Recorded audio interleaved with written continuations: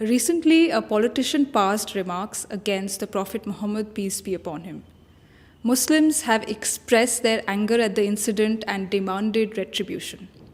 When the Prophet was himself insulted during his lifetime, the Quran said to him, "Ignore what they say and counsel them." When people used abusive language, the Prophet did not abuse them back, nor did he confront them with aggression. If someone speaks offensively to you, you can't demand that he be punished. If someone disrespects your Prophet, you can't react by violently damaging property and burning effigies of that person.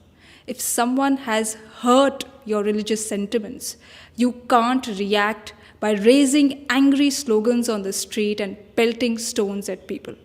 If we do this, we are doing something non-prophetic in the name of the Prophet. You can't demand that hate be stopped by spreading further hate. This is why the Prophet has said, God does not wipe out evil with evil. God wipes out evil with good.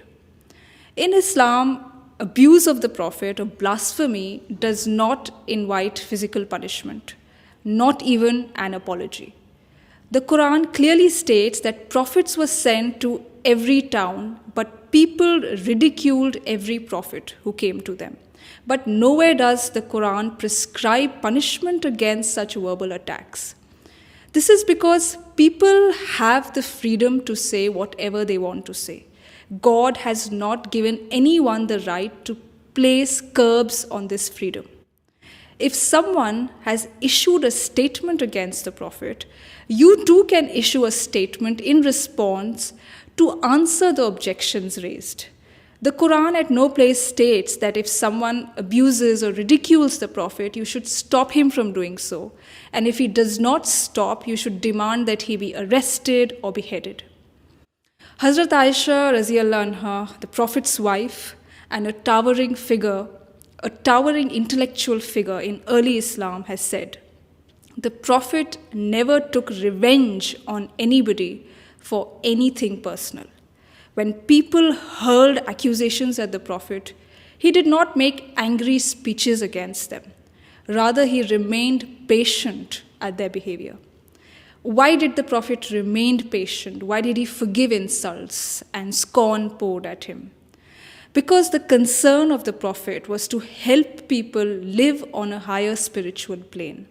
Now, if the Prophet started taking revenge and dragging people into bitter disputes, there would be no peace and no positive work. So to help people discover God and attain spiritual enlightenment, the Prophet did everything possible to prevent society from becoming a jungle of hate and violence. The Prophet therefore also countered negativity that he received with positivity. And he famously said, "Forgive those who wrong you and do good to those who harm you."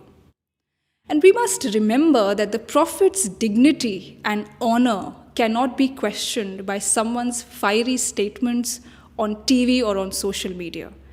Outrage against someone who has defamed the Prophet cannot protect the Prophet's dignity. The Prophet raised his dignity and honor himself during his lifetime with God's help. And that's a historical fact. Nobody's remark against the Prophet can lower his dignity now. When someone disrespected the Prophet during his lifetime, a companion urged the Prophet to invite God's curse on that person. But the Prophet instead prayed for the person who had blasphemed against him. He prayed to God for that person. Today, instead of praying to God for people who speak against the Prophet and having well-wishing for them, we demand the worst treatment for them. So it is time for us to introspect. Is the Prophet's honor and legacy protected by pouring our outrage on social media and on the streets, or by following his teachings in our own life? The Prophet has taught us that there is higher dignity in rising above defamatory comments and defamatory statements. The Prophet never lowered his dignity by raising his voice and stirring up a storm against such defamatory and insulting remarks passed at him.